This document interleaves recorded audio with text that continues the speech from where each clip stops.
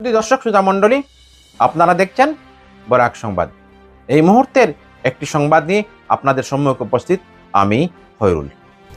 জলাবদ্ধতায় ডুবছে হাজার হাজার বিঘা কৃষি জমি, চরম সংকটে শতাধিক কৃষক। রামকৃষ্ণনগর বিধানসভার পাতিয়ালা জিপির বাইডালা সহ বিস্তীর্ণ এলাকার কৃষিভূমি জলের তলায়, দ্রুত স্থায়ী সমাধানের দাবি। রামকৃষ্ণনগর বিধানসভার পাতিয়ালা গ্রাম পঞ্চায়েতের বাইডালা সহ উল্লাসনগর, হুনাইটপাড়, পেচালা, আনিপুর, নাথবস্তি ও সোনালা গ্রামের হাজার হাজার বিঘা কৃষি জমি দীর্ঘদিন ধরে জলমগ্ন হয়ে রয়েছে।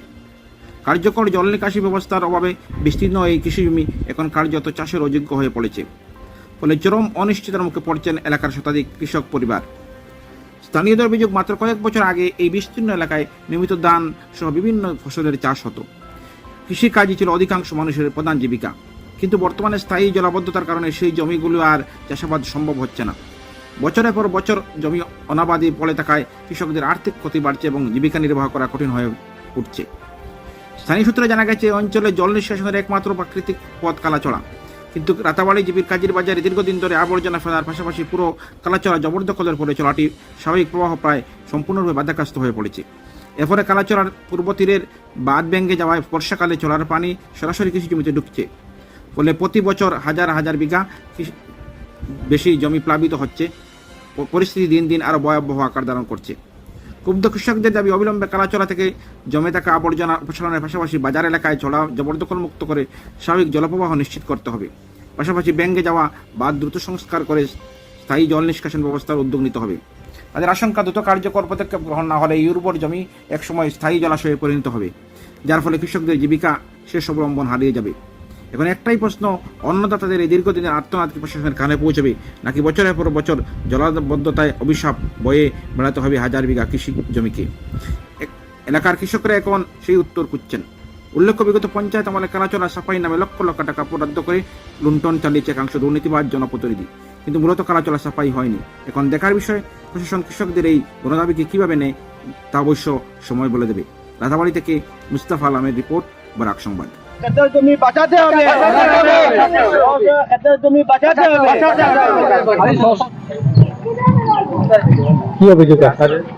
আমার অভিযোগ হইল গিয়া বিয়াইডালা এবং ফেসালা, হুনাইরভার, নাথবস্তি, সোনালা এই ৬-৭টার মাঝে আমরা ৭-৮ বছর থেকে খেতন না, মানে কালাচড়ার বাঙ্কার কারণে আমরা তখন ৬-৭ বছর থাকি অনেক মানুষ উবাস হইয়া যায়। কোনো যে কয়েকটা পরিবার আছে আলি বীজ চলাইছিল সেরা কোন পর্যন্ত হাইয়া গেছে। এর বাদে ও বস্তির কয়েকজন মানুষ আরো তারাও সব সময় আমরা লগে থাকলেও তারাও হয় কোনো খাটটা হয় না খালা ছড়ার।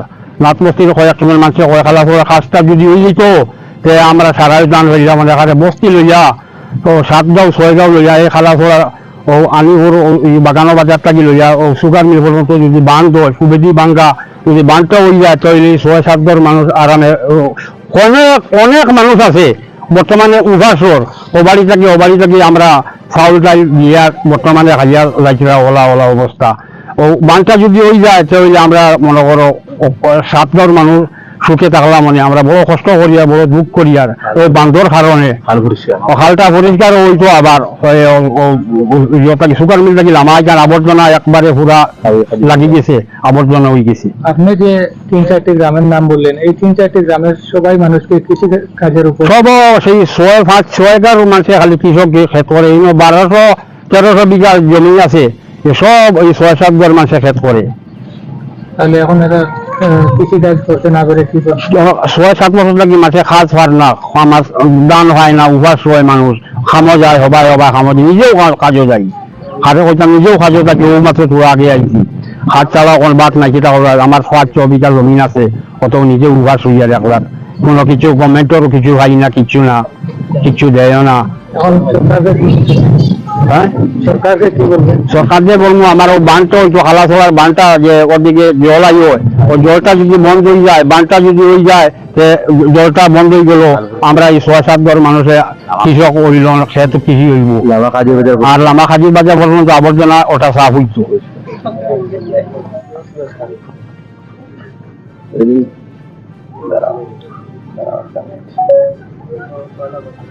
কি সমস্যা আপনাদের? আমাদের সমস্যা হলো আমাদের এখানে 5-6টি গ্রাম জলের কারণে অনেক অসুবিধায়, কেননা 5-7 বছর আগে যে জমিতে আমরা ক্ষেত কৃষি করে নিয়েছি এটা এখন সব সময় জলের নিচে থাকে, প্রায় 1200-1300 বিঘার মতো। এখানেও কোনো ক্ষেত কৃষি করা হয় নাই, পাট্টার মাটি।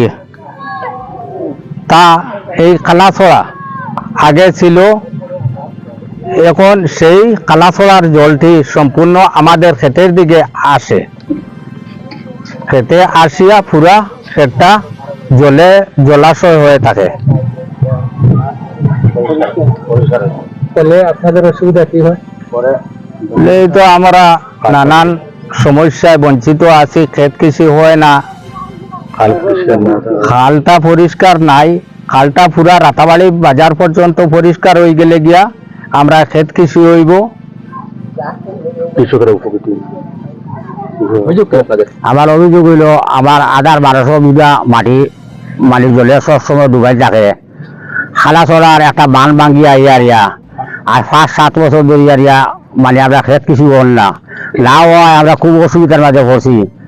আমরা গ্রামীণ বাঁকা কতটা নাথ বস্তি, পেশালা, সুনাইভার, বিয়াজডালা, উত্তর বিয়াজডালা, সোনালা সব আমরা মানে ডুবাইয়া রাখছে এই খালাছড়া ভাঙ্গি আইয়া খালাছড়া আর ফুপারের এন্ডি ভাঙ্গি আইয়া মানে 5-7 বছর ধরে ডুবাইয়া আমরা যেমন তৈছে, আমরা মাটিটা আমরা ক্ষেত না, ক্ষেত না হয় আমরা বহুত মানে অসহায় আমরা আছি।